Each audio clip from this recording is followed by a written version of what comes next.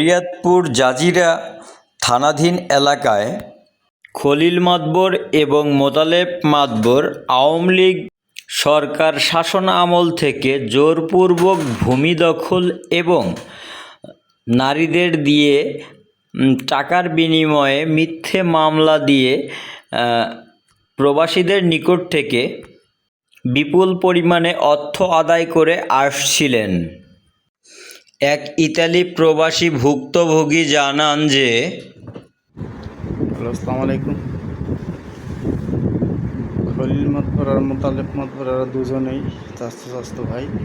এরা আমার মেয়ের কেলেঙ্কারি থেকে শুরু করে এই পর্যন্ত আমার বোনের জামাইয়েরও জায়গা জমি নিয়ে অনেক কাজগুলি তারা করে বেড়াচ্ছে।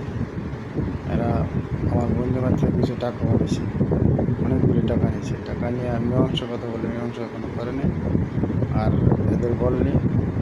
এরা ছায়াছত্রী দেখায়, অনেক প্রপাগান্ডা দেখায়। এরা প্রকৃতপক্ষে অনেক বিপজ্জনক লোক, বুঝতে পারছেন? এরা খুবই খারাপ লোক। এরা এলাকার ভূমিদস্যু এবং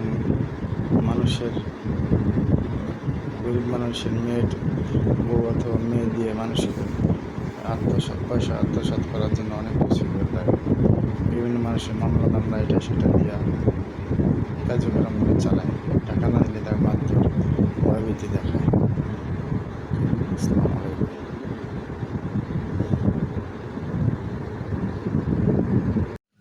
সরজমিনে গিয়ে স্থানীয় সূত্রে জানা যায় যে ওই ব্যক্তিগণ সর্বদাই এইসব ভুক্তভোগী জানান, আমি একজন ইতালি প্রবাসী। আমি আমার কাছ থেকে জোরপূর্বক দলিলকৃত জমি ফেরত চাই এবং আসামিদের ন্যায্য শাস্তি দাবি করি, যার কারণে যাতে আর কেউ এরকম সাহস না পায় এবং কোনো নিরীহ লোক যাতে এই ধরনের মানুষের অত্যাচারে অত্যাচারিত না হয়।